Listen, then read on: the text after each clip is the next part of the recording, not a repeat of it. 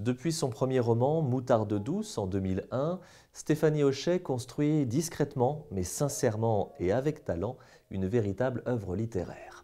L'amour des mots et des textes, elle le partage d'ailleurs dans les ateliers d'écriture qu'elle anime régulièrement.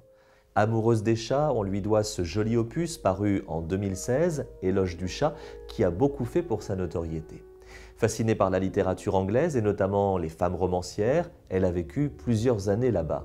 Ainsi est né Roman anglais, dans lequel planait l'ombre de Virginia Woolf. Combat de l'amour et de la faim, Sang d'encre, Les éphémérides font aussi partie des 14 livres qu'a aujourd'hui Stéphanie Hochet à son actif. Pour elle, le livre est un voyage à la fois temporel et géographique. Elle se plaît aussi à dérouter, à brouiller les pistes, et aucun de ses livres ne se ressemble. Mais la pertinence est toujours présente. Une qualité d'écriture, un choix raisonné dans les mots, des intrigues habilement menées, un univers spécifique, Stéphanie Hochet est une auteure à part qui sait toujours nous surprendre et nous enthousiasmer. Voici Isao Kaneda.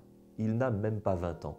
Dans ce Japon du printemps 1945, il sait que son pays va perdre la guerre. Mais élevé dans le culte de l'empereur et du Japon éternel, fasciné par ces avions qui sillonnent le ciel depuis plusieurs mois, après une formation éclair, voici Isao, pilote de chasse, sachant que son destin est de mourir pour son pays.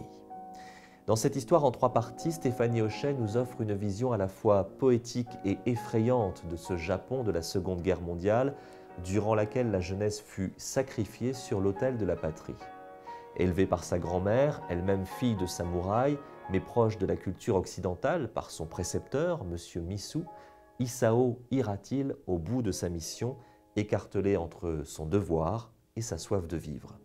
Ce livre est une petite pépite, un roman à la fois violent et poétique, et ce personnage d'Isao, fleur de cerisier sacrifiée, restera longtemps dans votre mémoire. Pacifique, le nouveau titre de Stéphanie Hochet, est publié aux éditions Rivage.